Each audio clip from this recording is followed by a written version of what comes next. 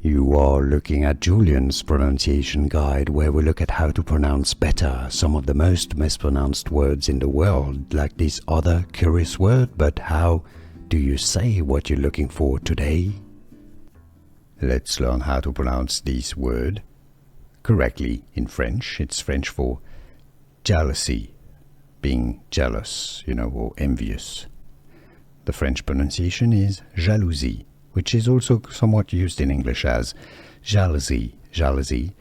In English, this also exists, and it's a type of window, or it's like an opening, a window. Jealousy is the English pronunciation in French. Jalousie.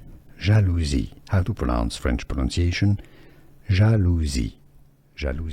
Here are more videos on how to pronounce more confusing words and names too many mispronounced. Like this video if you found it useful. I appreciate your support. I'll see you soon, and thanks for watching.